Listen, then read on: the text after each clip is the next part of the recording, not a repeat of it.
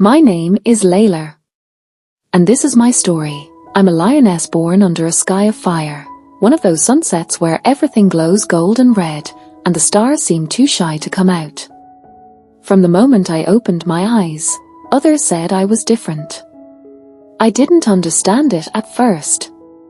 I was just me. But the way they stared, the way they whispered, it started early. They said I was too pretty. My fur was softer, my eyes brighter, my walk lighter. But they never said it like it was a compliment.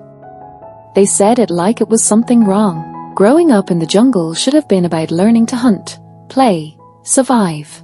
But for me, it became about hiding. I was mocked, picked apart, excluded. The other lionesses didn't see me as a sister. They saw me as competition, even though I never tried to be one. If I caught a big meal, they said I was showing off. If the young males paid me attention, they said I was stealing the spotlight. I was blamed for the way others looked at me. So, I tried to blend in. I rolled in the mud to dull my coat. I walked behind others so no one would think I was trying to lead. I spoke less.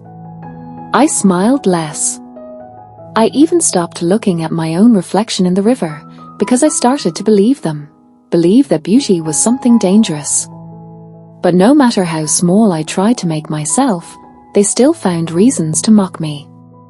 The worst part? I started to believe I deserved it. I used to sit alone at the edge of the territory, on this giant rock where you can see the valley stretch all the way to the horizon. That was my place to breathe, to be quiet, to cry, sometimes. No one knew how lonely it felt to be surrounded by others and still feel invisible, or worse, targeted. And then, everything changed. One day, I wandered too far. I was chasing a butterfly. Silly, I know, but I just needed something pure to follow, something not twisted by judgment. I didn't notice how far I'd gone until I heard the laughter. Not the friendly kind. Hyenas. There were 4 of them. Maybe more in the trees. They circled me, grinning with those sharp, evil teeth. Where's your fan club now, Miss Golden Fur? Let's see if beauty helps you fight. I stood tall, but my heart was racing. I had no backup. No pride. No one. Then, I heard it. A roar. Not just a roar, a storm in the form of sound. Deep. Angry. Close. The hyenas stopped. I turned, and there he was. Rummy. He was the most powerful lion I'd ever seen. Not just in size, though he was massive. It was his presence. His eyes. The way the wind seemed to bend around him. He didn't even fight the hyenas. He glared, and they ran. When they were gone, he looked at me, not with admiration, not with desire, but with concern.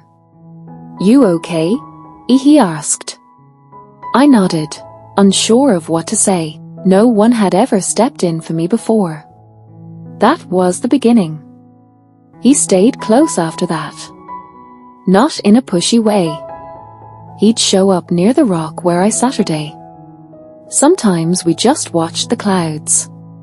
Other times we talked for hours. He didn't ask me about my looks. He asked what made me laugh. What scared me. What I dreamed about. No one had ever asked me those things. I saw how they treated you, he said once. You never fought back. Why? I told him the truth. Because I didn't want to become like them. He smiled then. That's strength, Layla. Real strength. Slowly, I began to heal. With Rummy, I didn't have to shrink. I didn't have to dull myself to be accepted. He made space for me to be everything, soft and fierce, proud and humble, beautiful and strong. Eventually, I returned to the pride, with Rummy beside me. Oh, how their expressions changed. Some looked guilty. Others looked scared.